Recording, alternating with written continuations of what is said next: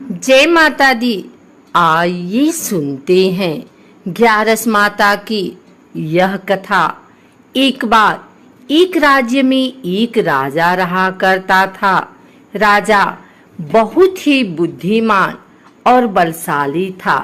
राजा सदैव अपनी प्रजा का बहुत अच्छे से ध्यान रखता था। प्रजा भी अपने राजा को बहुत पसंद करती थी। राजा की दो बेटियां थी। राजा अपनी दोनों बेटियों से बहुत प्रेम करता था। राजा की छोटी बेटी देखने में बहुत सुंदर और आकर्षक थी और राजा की बड़ी बेटी छोटी बेटी के मुकाबले थोड़ा कम सुंदर थी।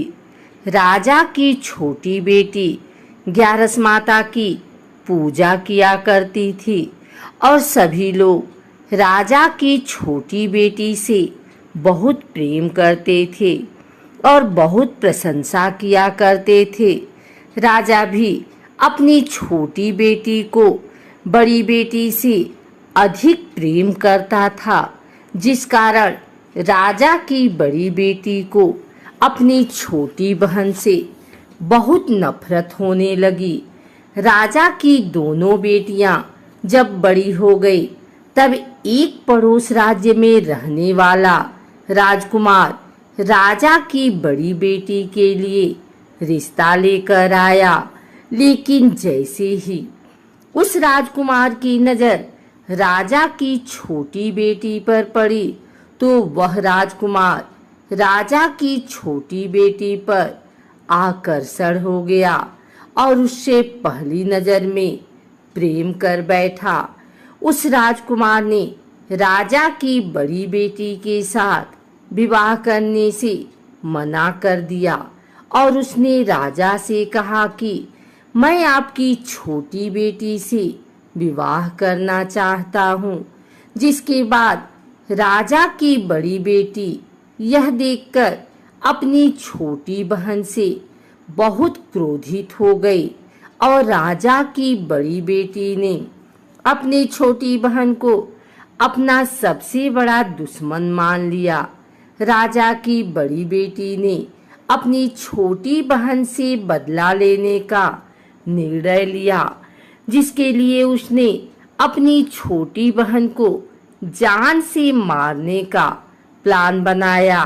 राजा की बड़ी बेटी ने अपनी छोटी बहन को मारने के लिए सबसे पहले एक लड्डू में जहर मिलाकर अपनी छोटी बहन को दे दिया और उसको लड्डू खाने के लिए कहा। लेकिन लड्डू खाने के बाद भी छोटी बहन को कुछ नहीं हुआ।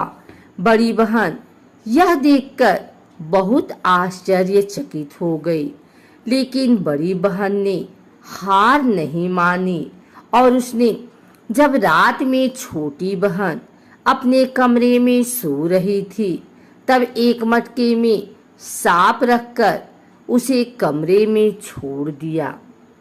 लेकिन सांप भी छोटी बहन का कुछ नहीं कर पाया। जिसके बाद बड़ी बहन ने अपनी छोटी बहन से कहा कि चलो हम लोग कुएं में से पानी भर कर लाते हैं। जिसके लिए वह अपनी छोटी बहन को पानी भरने के बहाने कुएं के पास ले गई और उसने अपनी छोटी बहन को कुएं में धक्का दे दिया।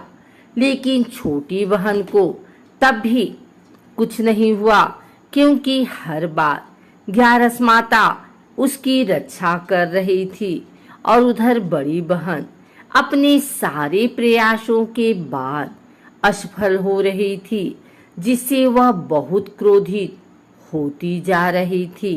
फिर उसने अपनी छोटी बहन के पास जाकर उससे खुद ही पूछा कि मेरी छोटी बहन, तुमको पता है भगवान ने सबकी मृत्यु एक निश्चित समय पर लिखी हुई है और कैसे तुम्हारी मृत्यु होगी, क्या यह तुम जानती हो? तब छोटी बहन ने अपनी बड़ी बहन को बताया कि हाँ, मैं तो जानती हूँ मेरी मृत्यु कैसे होगी। छोटी बहन से यह सुनकर बड़ी बहन मन ही मन बहुत प्रसन्न होने लगी और उसने अपनी छोटी बहन से कहा कि तो मुझे अपनी मृत्यु का राज बताओ। छोटी बहन ने अपनी बड़ी बहन से कहा कि मेरी मृत्यु तो एक तोते में है, जो तोते के गले में एक हार है, उससे मेरी मृत्यु होगी। जब तक कोई भी व्यक्ति तोते को मारकर वह हार अपने गले में पहनेगा तो मैं मूर्छित हो जाऊंगी, और जैसे ही उस हार को अपने गले से उतारेगा तो मैं वापस से जीवित हो जाऊंगी। अपनी छोटी बहन की मृत्यु का राज जानकर बड़ी बहन बहुत ही खुश हो गई और उसने अपनी छोटी बहन को मारने के लिए उसके पालतू तोते को ढूंढना शुरू कर दिया। और छोटी बहन को इस बात का आभास हो गया था कि कोई उसकी जान लेना चाहता है, जिसके लिए वह अपने पिताजी के पास गई और उसने अपने पिताजी से कहा कि पिताजी, मेरी मृत्यु के बाद आप मुझे जलाइएगा मत, बल्कि आप मुझे अपनी पुरानी वाली हवेली में एक पलंग में लिटाकर छोड़ दीजिएगा। अपनी छोटी लड़की की यह बात सुनकर राजा बहुत आश्चर्यचकित हुए। राजा ने अपनी छोटी बेटी से पूछा, बेटी, तुम यह क्या कह रही हो? तब राजा की छोटी बेटी ने बताया, पिताजी, समय किसी के लिए नहीं रुका है, कब क्या हो जाए किसी को कुछ पता नहीं है। और फिर राजा ने अपनी छोटी बेटी से कहा कि तुम ऐसी बातें क्यों कर रही हो? 2-3 दिन में तो तुम्हारा विवाह है। लेकिन छोटी बेटी ने अपने पिताजी को ऐसा करने पर मजबूर कर दिया और उनसे वचन ले लिया। राजा ने भी अपनी छोटी बेटी की बात स्वीकार कर ली और 2-3 दिनों के बाद जब शादी का समय आया तब राजकुमार बारात लेकर राजा के घर आया और राजकुमार और राजा की छोटी बेटी का विवाह शुरू हो गया। जैसे ही राजा की छोटी बेटी राजकुमार के साथ फेरे लेना शुरू करती है, उसकी बड़ी बहन अपनी छोटी बहन के कमरे में जाकर उसके तोते को पकड़ लेती है और उसको जान से मार देती है। तोते के गले में जो हार था उसको अपने गले में धारण कर लेती है। जैसे ही बड़ी बहन उस हार को अपने गले में धारण करती है, उधर छोटी बहन 3.5 ही फेरे ले पाती है और वहीं पर बेहोश होकर गिर जाती है।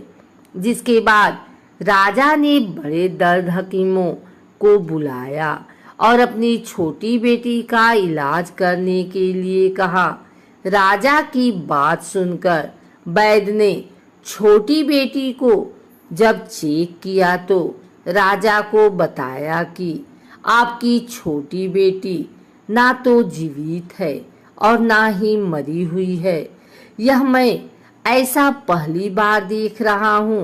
राजा ने वैद्य और हकीम को यह बात बाहर बताने से मना कर दिया और उनको कहा कि अगर तुमने यह बात किसी को बाहर बताई तो हम तुम्हें फांसी दे देंगे। राजा ने अपनी छोटी बेटी को पुराने महल में ले जाकर एक पलंग पर लिटा दिया और वहां पर कुछ सैनिकों को तैनात कर दिया।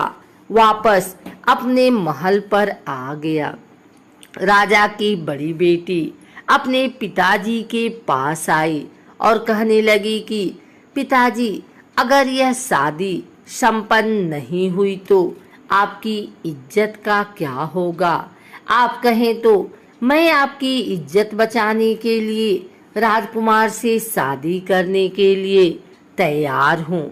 जिसके बाद राजा ने अपनी बड़ी बेटी की बात मान ली और राजा ने बड़ी बेटी को छोटी बेटी के कपड़े पहनाकर मंडप पर भेज दिया। लेकिन राजकुमार यह जान गया कि राजा की छोटी बेटी नहीं है, बल्कि यह राजा की बड़ी बेटी है।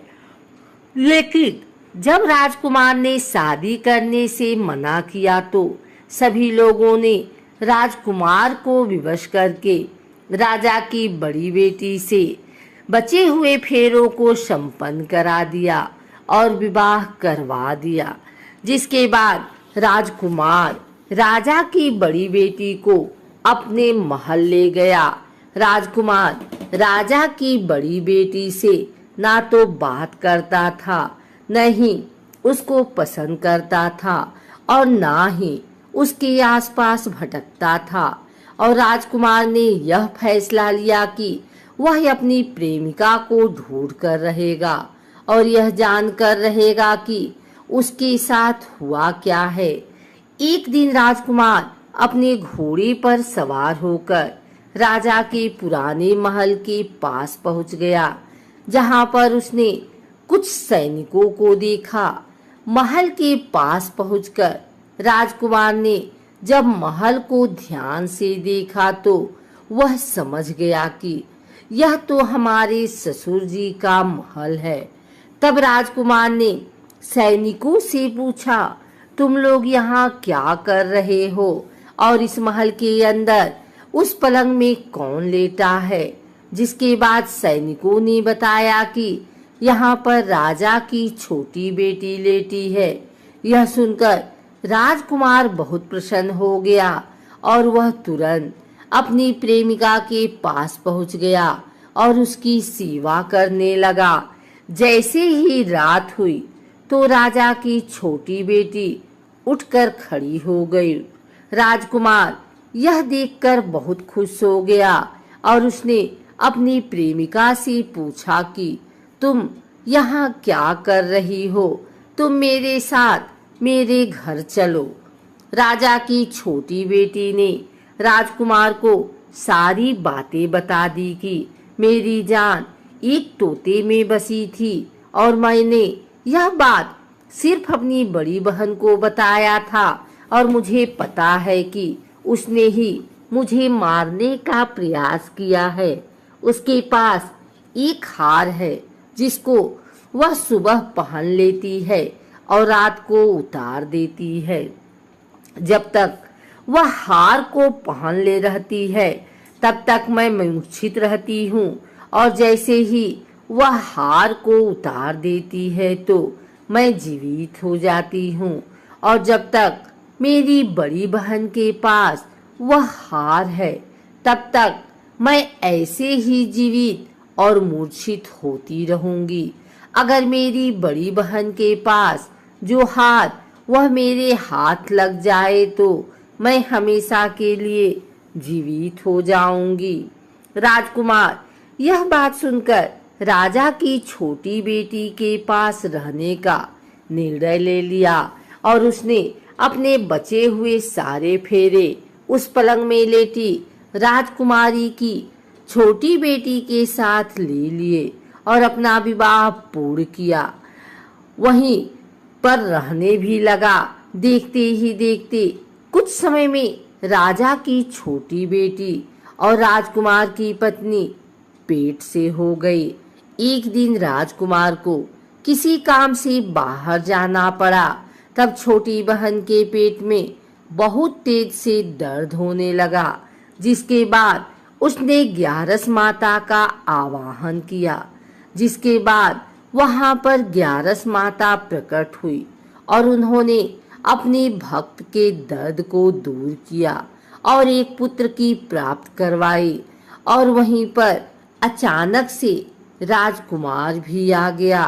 राजकुमार ने ग्यारस माता को देखा तो वह आश्चर्यचकित हो गया और उसने तुरंत माता को प्रणाम किया और ग्यारस माता ने राजकुमार से कहा कि जब तुम्हारा 5 वर्ष का बेटा हो जाए तो तुम अपनी पत्नी का हार लाकर इसके गले में डाल देना। और देखते ही देखते राजकुमार और राजा की छोटी बेटी का पुत्र 5 वर्ष का हो गया। राजकुमार अपने बेटे से कहता है कि बेटा, मैं कुछ काम से बाहर जा रहा हूँ, तुम अपनी माता का ध्यान रखना। और वहां से चला जाता है। राजा को बाहर निकलता देख बड़ी बहन के सैनिक देख लेते हैं और बड़ी बहन को जाकर सारी बातें बता देते हैं। जिसके बाद बड़ी बहन अपनी छोटी बहन के पुत्र को वहां से उठवा लेती है और उसको मरवा देती है। छोटी बेटी के पुत्र के 2 टुकड़े करवा देती है। पहला टुकड़ा चक्की के पास छुपा देती है और दूसरा टुकड़ा अपनी पलंग के नीचे रख लेती है। अब 11 माता भिखारी का रूप लेकर आती हैं। एक भिखारी का रूप रखकर बड़ी बहन के पास चली जाती हैं। जिसके बाद वहां पर भिक्षा मांगने लगती हैं। बड़ी बहन अपने नौकरों से कहती है कि जाकर भिक्षा दे दो, लेकिन जैसे ही नौकर 11 माता को भिक्षा देने के लिए आते हैं तो माता उन्हें मना कर देती हैं और कहती हैं कि मैं तुम्हारी महारानी से ही भिक्षा लूंगी। जिसके बाद बड़ी बहन स्वयं ही भिक्षा देने के लिए माता के पास आती है। तब माता एक बिल्ली का रूप लेकर उसके कमरे में चली जाती हैं और वहां पर छोटी बेटी के पुत्र को कोई 2 टुकड़े को आपस में जोड़ देती हैं और उसे जीवित कर देती हैं। उसे वहां से ले जाती हैं। राजकुमार अपने बेटे को लेकर अपनी पत्नी के पास जाता है और उसे कहता है कि तुम इसका ध्यान रखना। अगर तुम इस बच्चे का अच्छे से ध्यान रखोगी तो मैं तुमसे बात करूंगा। एक दिन राजकुमार अपने बच्चे से कहता है कि तुम मम्मी से उनके गले का हार मांग लो। जिसके बाद राजकुमार का लड़का अपनी माँ के पास जाता है और कहता है कि माँ, मुझे तुम्हारा हार चाहिए जो तुमने गले में पहन रखा है। यह सुनकर पहले तो बड़ी बहन बहुत क्रोधित होती है, पर उसको यह याद आता है कि राजकुमार ने कहा था कि अगर मैं इस बच्चे का ध्यान अच्छे से रखूंगी तो वह मुझसे बात करेंगे। जिसके कारण वह हर बच्चे को देखती है और उसे संभालती है। वह तुरंत हार को ले जाकर अपने पिताजी को दे देता है और तभी राजकुमार अपने बेटे को लेकर वहां से जाने लगता है और अपनी पत्नी से कहता है कि तुम हमारे लिए खाना बनाकर रखना, मैं शाम को आकर तुम्हारे साथ खाना खाऊंगा। और वह अपने बेटे को लेकर वहां से चला जाता है। जिसके बाद वह राजा के पास जाता है और उनको सारी बातें बता देता है। राजा अपनी बड़ी बेटी की यह करतूत सुनकर बहुत क्रोधित होते हैं और अपनी परवरिश पर ही दोष देने लगते हैं और राजकुमार को अपनी छोटी बेटी के साथ रहने के लिए आदेश देते हैं।